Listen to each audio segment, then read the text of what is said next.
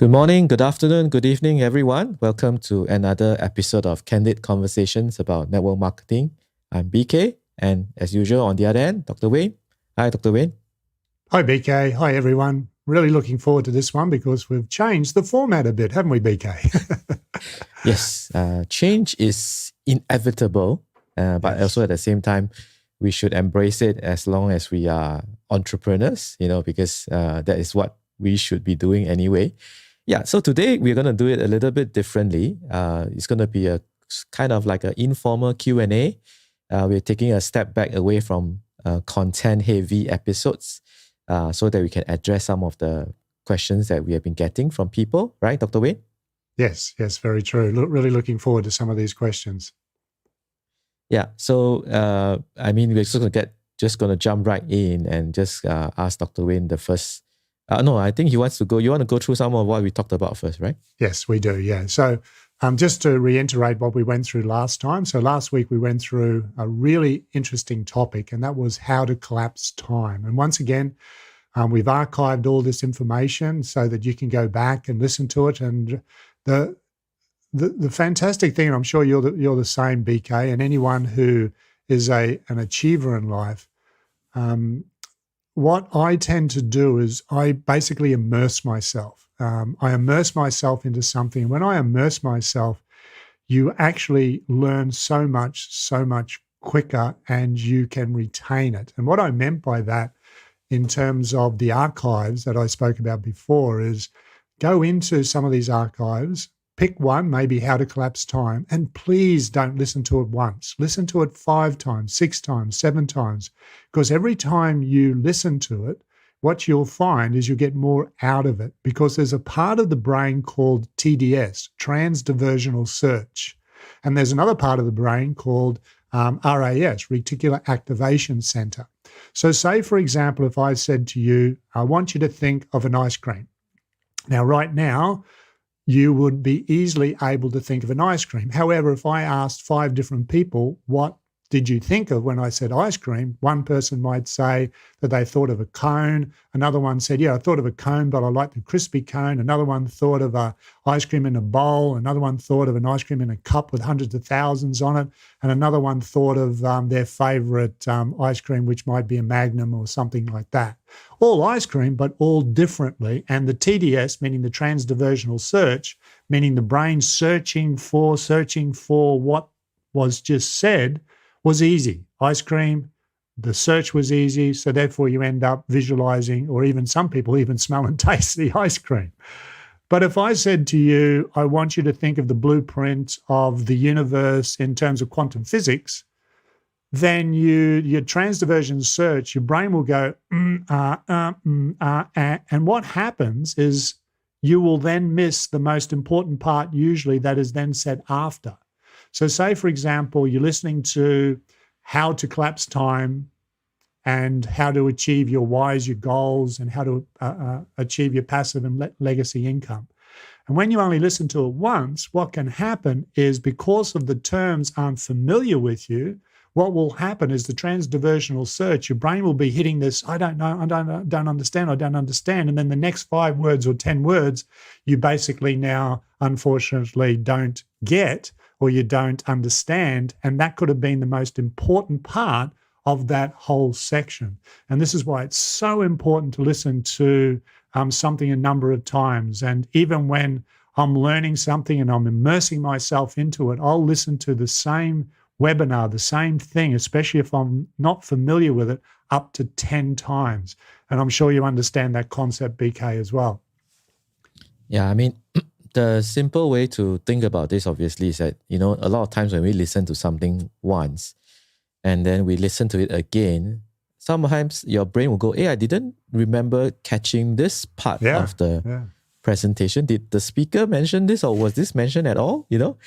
And that's exactly what Dr. Wayne is trying to say, because when you hear it or you listen to it for the first time, what happens is that there would be maybe something that was a bit challenging or totally unfamiliar, and then your brain goes into a reflective or a thinking stage, right? And then because it's doing that, it's kind of like a computer.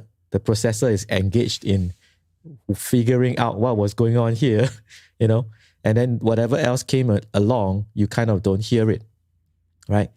So it's always good practice. In fact, sometimes I do listen to something on a consistent basis for as many as a week or maybe 2 weeks even, so that I really, and every time I listen to it, I'm picking up something new. Yeah. Yes. Yeah. And just from a understanding point of view, it's called a TDS, transdiversional search. Our brain is trying to find something. It can't find it, and therefore you miss the next lot of words, the next paragraph, and they could be one of the most important. And then the other one I talked about was the RAS, which is the Reticular Activation Center. And what happens is when your brain actually does grab something and you've immersed yourself into it, and now it's familiar, what happens is you notice it. So the brain actually now notices more of what you just understood and learnt, and it wasn't there before. So, for example, if you're wanting to buy a new car and you've actually found your new car, it's let's just say it's a Maserati. You always wanted a Maserati, and it's a Contro Port, for example, the sports version. And you have never really seen one, but now you're immersing yourself into the goal setting, and you're now actually visualizing it. And all of a sudden, within 24 hours, you've now noticed 2 or 3, whereas before you've never noticed anything. And this is what happens when you understand both TDS and RAS, transdiversional search and reticular activation system. So last time, what we spoke about and what we dug deep into was how to collapse time and how to achieve your whys, your goals, and your passive or legacy income. And we talked about the concept of the human body being an antenna. And this is where health and wealth and abundance, and we talked about the concept where health, wealth, and abundance will not enter if the body is impure. So the body is the antenna. And we delve deeply into the physical body, it being the antenna. Literally think of it like when you have a unhealthy body, what typically happens is the mind then becomes the hoarder, and it can think in the future, which can bring about anxiety. It can think in the past, which can then bring about depression. If you're in both, meaning depression and anxiety in the future or the past, it can then bring about anger, frustration, lack of motivation, etc. And we dug deep into that as well. And we talked about the concepts around transmitter, transducer, in terms of sending a thought out as a transmitter. So we think of that as our goal that we want. We basically now think of this as a frequency. And then what we do then is we wrap that frequency around an emotion, and that brings it back into the physical body. And we then looked at how we can use that to collapse time. It was a fascinating topic, and I love talking about it, that's for sure. So we've got some interesting questions, I believe, BK. Yes, actually we do. So one of the common ones that we've been getting is that, hey, I'm actually wanting to improve my network marketing business.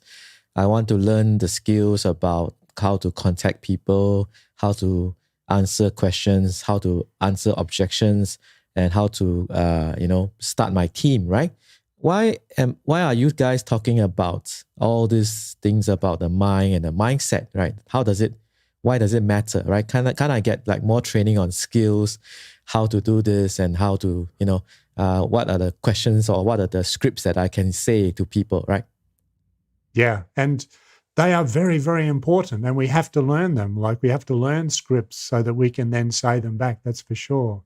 But when we look at anything in terms of the human achievement, I'll just put it in a broad brush statement like that. When you look at human achievement and you look at most of the world, unfortunately, and if we just look at how many people, and we'll just use the pension as an example, how many people are on the pension when they actually get to retirement age? Or when they get to retirement age, they only have a number of years meaning that they have enough money for self-retirement, and then they run out of money. And I'm sure at the age of 30, they didn't say to themselves, I want to be on the pension when I grow up, when I get to my retirement age.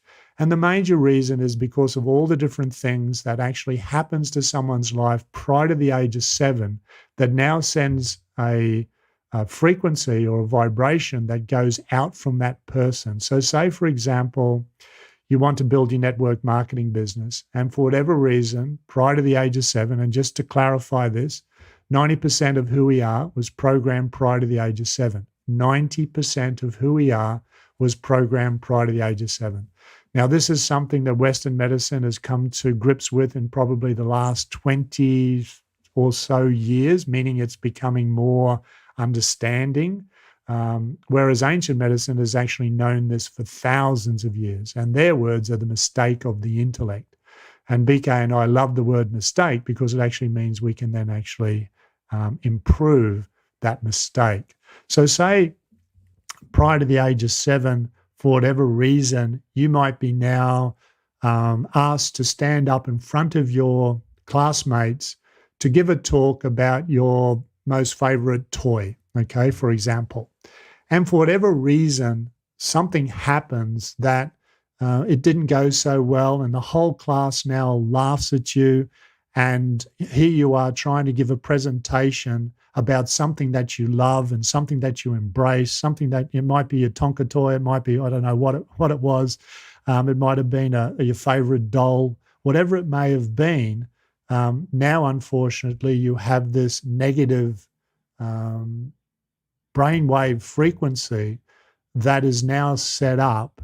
And unfortunately, what happens is when you are now asked in the future, if this is not resolved very quickly, but typically what happens is then this will now set out a frequency that basically says that I am not very good in front of people. I am not very good when I get on stage. I'm not very good when I sell, especially when I love something or something that I immerse myself in.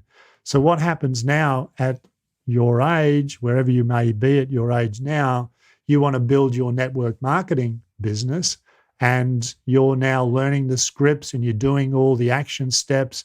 And as soon as you get out into the universe, meaning go out and talk to friends or talk to people you don't know, you find, unfortunately, that your statistics might be 1 in 30, meaning you'll convert 1 in 30 people, whereas one of your other friends who's in the network marketing business, they might convert 1 in 7 people, for example. And you'll be going, why? I know the scripts is exactly the same. You saying the same script? Yeah, I'm saying the same script.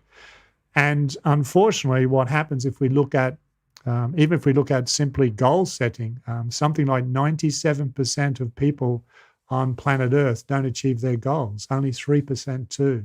So this is so important to understand the mind, understand how the mind works, because if we can, just to put it another way, if we can intellectually understand something, that allows the ego to feel, I understand it, I'm being looked after.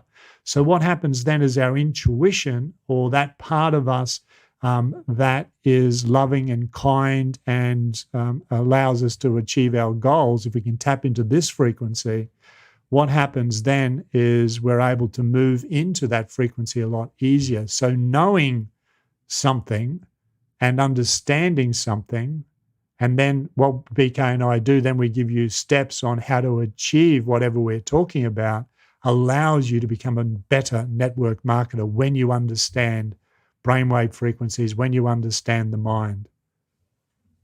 Yeah, that's actually exactly what we are trying to do here. The thing is, if you look at a lot of the top performers in any industry, whether it's business, sports, or even the arts, for example, right? And obviously in our industry, what will happen is that you will notice that there's always an underlying common thread among all of these top performers. And typically the skills necessary, obviously you still need to be good at your skills. You need to be proficient, and then you need to train. For example, if you're a basketballer, you obviously need to practice your shots, right? You need to practice your shots and all those things, right? But what you will notice when you listen to a lot of their interviews or their biographies, and stuff like that, you will almost always commonly find and notice that they talk a lot about mindset, training their minds, pushing themselves at a level, putting themselves at a level where their psychology and their mental state is tuned properly. And that actually, while it may seem like a seemingly disassociated part to your business, right? It could also be seen as a slightly smaller component. It actually is like the hinge that moves the door, or like the fulcrum point where something is basically the most pivotal part in your business. So that is where we are covering. And of course, the idea is very simple.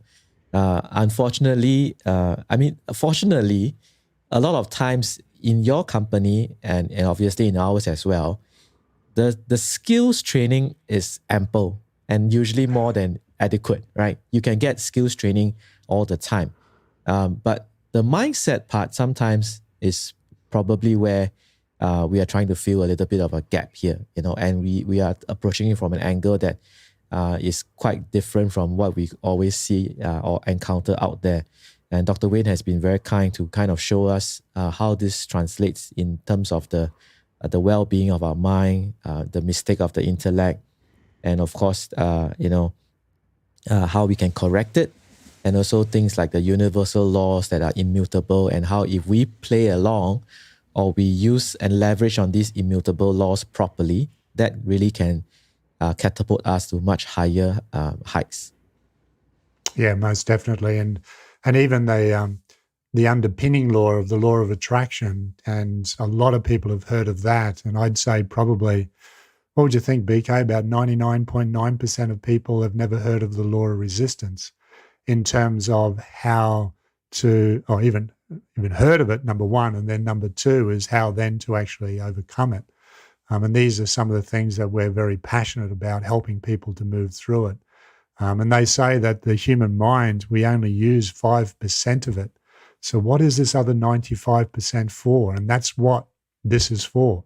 This other 95% is your pure potential, is enabling you to go back to that pure blueprint of who you are, both in mind and body, to actually become what and who you want to be. And it's such a shame when you talk to people who are, in their 70s or even in their 60s, and their dreams just haven't been fulfilled. They thought life was going to be different, but it's what happened to them prior to 7 that then sets up the rest of their life, unfortunately. And if we can expand our awareness from the 5% and get into, as BK mentioned before, the sports people call it the zone. If we can get into the zone where you don't know you're doing, where people, when you talk to people who are in the zone, they'll talk about the concept, time slows down. And I know it's happened to me before as well. Like when I'm surfing, when you're just in this zone, it seems as if everything slows down and your movements are so much more precise. And even in golf, when I'm playing golf, and this is what I teach pro golfers to do. If you can get into the zone where there's no thought, you're using your intuition, the mechanics, that golfer knows the mechanics, the same as me as the surfer. I know the mechanics. But if you can get into that zone, time slows down, things occur that is just bliss, just things happen that is just literally unbelievable and incredible. So we've got to tap into beyond the 5%, and that's what all this is about. Yeah, definitely. So, the difference between the top performer and the second place, the prize money is often way, way different, right? So the number one winner is obviously going to get the most cash prize, let's say in any tournament. The second place is usually just slightly behind, but in performance, but yet the prize money can be vastly different. So we obviously want to squeeze every bit of advantage we can, right? So, and this in essence is probably one of the most important things that we can talk about. So, well, that was a long, extended answer to a question. Yeah, but I think we all get it, right? Which brings us maybe to the second question that we kind of always get, and I think this is going to be a hard one, Dr. Wayne. People ask us, what exactly is quantum physics? Oh, yeah. I don't even think the quantum physics people really know what quantum physics is. But it's interesting from a universal law point of view. The ancient medicine, as BK mentioned before, we've got immutable laws and mutable laws. And these laws have been around for quite some time. And what Western medicine has now classified it as in quantum physics. So think of, in simplicity, it is a physical science dealing with the behavior of matter and energy on the scale of atoms and subatomic particles and waves. So it's so what we're talking about, the way that BK and I discuss it, is understanding in simplicity that the human body is an antenna, and our thoughts therefore send out frequency and waves of energy as well. And then what happens is these waves and these frequencies then can come back to us. So we can get deeper into quantum physics in terms of that we've known of the four dimensions in quantum physics, and now we know that the fifth and sixth and even possibly the seventh and eighth levels of quantum physics deals with the information fields, and this is where all information is held.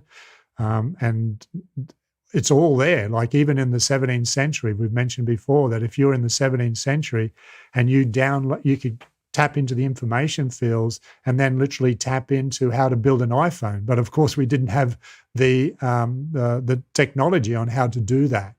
So quantum physics is basically, think of subatomic particles and waves, and within quantum physics, they are now talking about 20 dimensions and string theories and all these different things. But to bring it back to practicality, the major thing we really want to understand is that, so think of it like this. If we're always angry, and if we're always frustrated, and if we're always cheesed off, and if we're always down, and remembering 90% of a person's thoughts, we don't even know what you're thinking. Most people don't know what they're thinking. So 90% of people don't know that their thoughts are negative. And what happens is this sends a frequency out, this sends an energy out like ripples when you throw a stone down into water. Those ripples will then go out. And those ripples then will go out. And what happens is they've got to meet an energy that is similar to that. So now what happens is that energy now comes back and proves the energy that has gone out. So say, for example, if it's anger and irritability and frustration and depression, it will then bring back circumstances in your life to prove your reality. So, I just walked outside and I stubbed my toe. Gee, the day started well. I just started brushing my teeth, and unfortunately I went too far and I jabbed it up the top, and now I've got an ulcer in my mouth. I stubbed my toe. Hopefully the day gets better, and unfortunately go for a drive, and you go meet a mate at a coffee shop, and unfortunately have a big argument, and you walk away from that, and the day just gets worse and worse because we didn't know. And this is where BK and myself have spoken about the importance of knowing your thoughts. Ask the question, what am I thinking about? What am I thinking about? And you'll be surprised what you're thinking about. And the goal, though, is to bring it back to the now. How do you do that? You bring it back to the now in terms of think of someone you love and allow yourself to think of your breath. And you can do this while you're driving. You do this while you're walking. So it's a interesting answer, BK, but hopefully I've covered it enough there for you.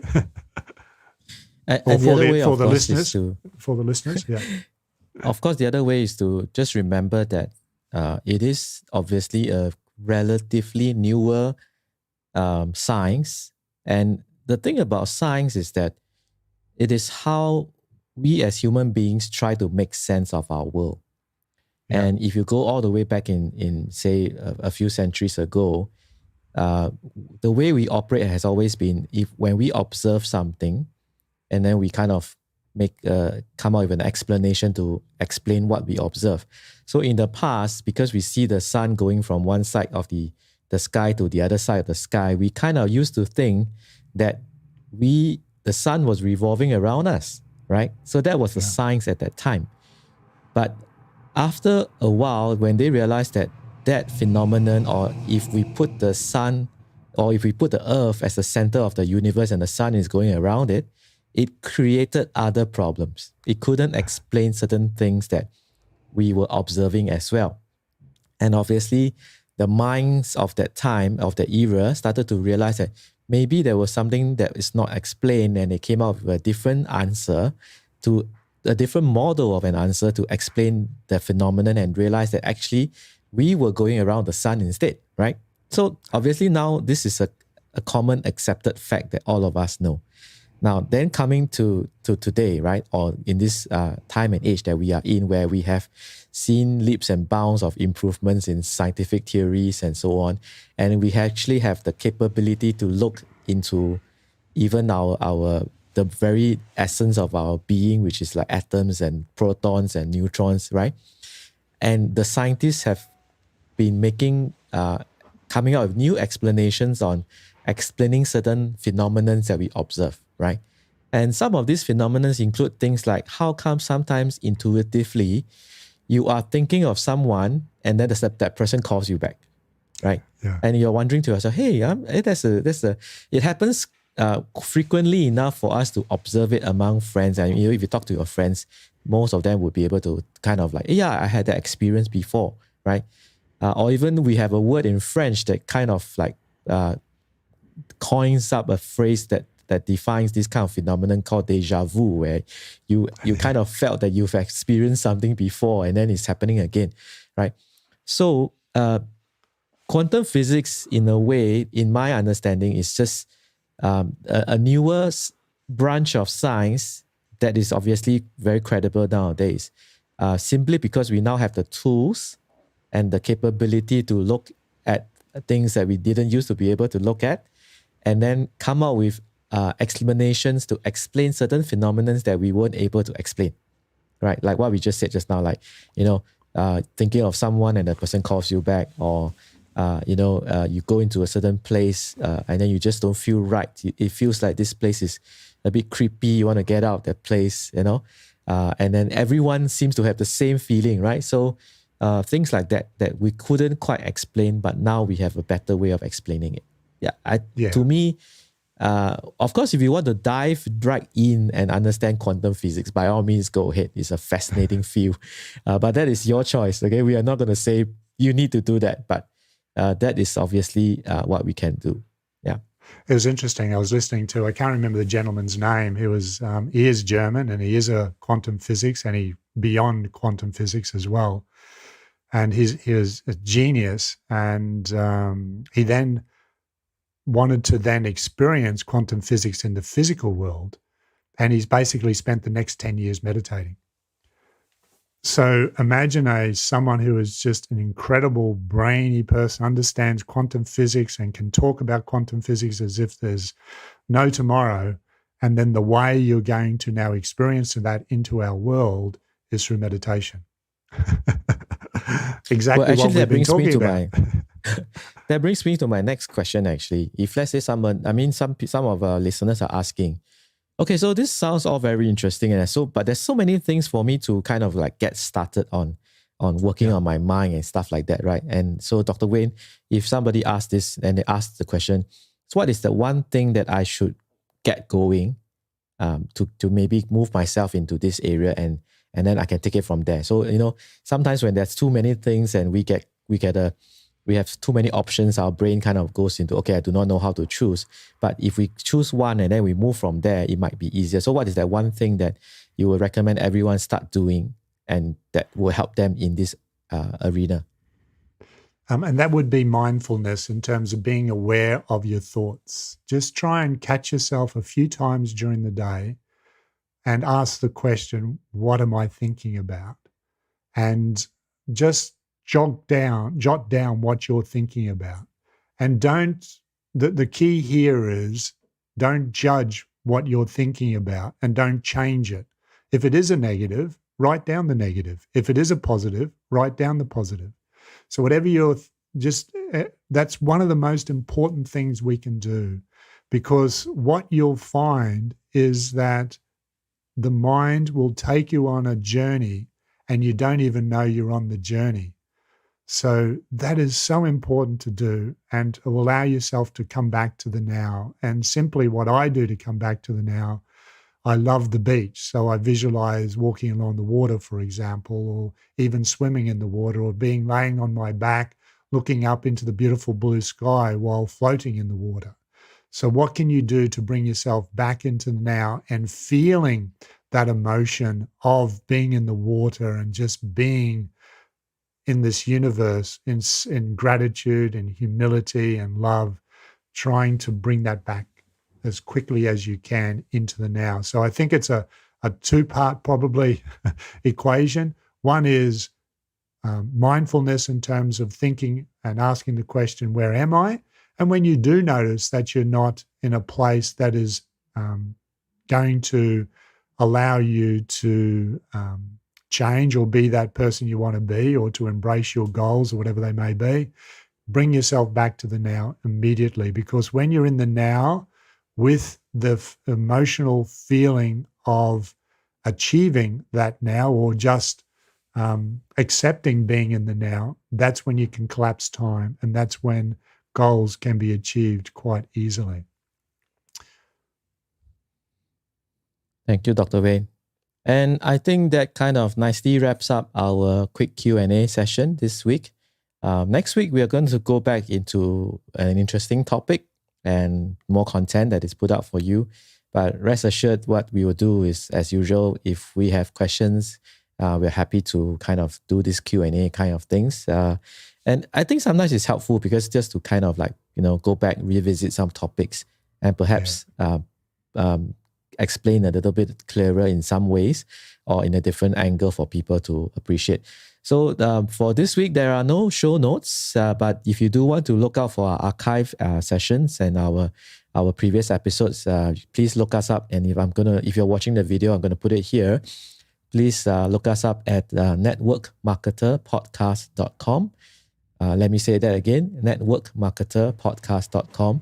Again, it will be here in the show notes. In the video if you're watching it. We do have a audible version as well as a video version, right? And of course, if some of you are thinking that you really want to dive deeper into some of the things we talked about, like the mistake of the intellect, the immutable laws, and how we can leverage on these laws to bring us to a different level of performance, we actually do have a more extended presentation that is available at 5hiddenreasons.com. That's a numerical number 5hiddenreasons.com. So thank you, Dr. Wayne, for another interesting episode, and we will see you again next week. I'm going to take us out with some music. Thanks, PK. Thanks, everyone.